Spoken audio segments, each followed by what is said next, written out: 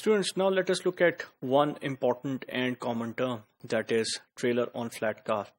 We know what is container-on-flat car.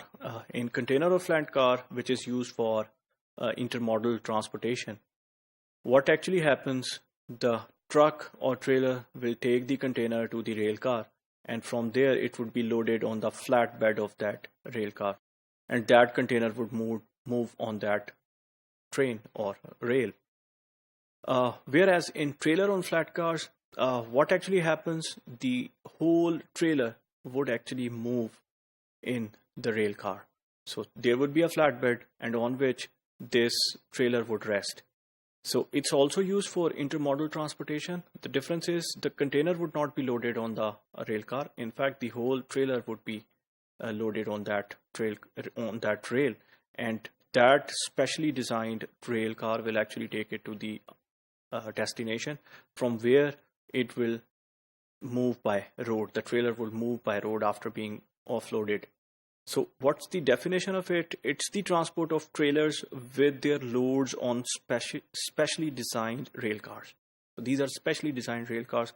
We can use a common rail car having a flatbed for moving a container, but that cannot be used for moving a trailer. So we need a specially designed rail car for it. In fact, it's the same flatbed, but with more safety with it.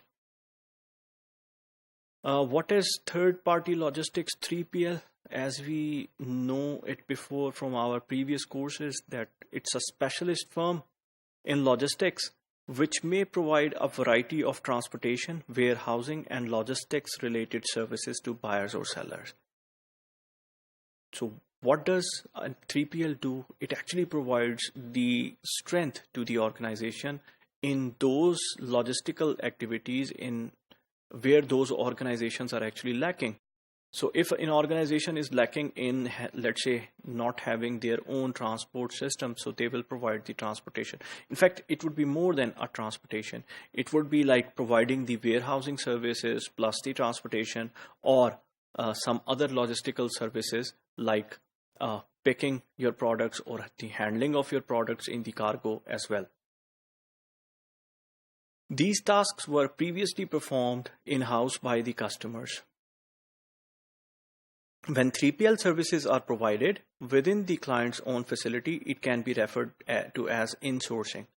If you can remember, we have discussed the term insourcing, and insourcing would be a special type of 3PL. It's a special type of 3PL in which actually you will go to the customer or your client facility and you will provide the service there.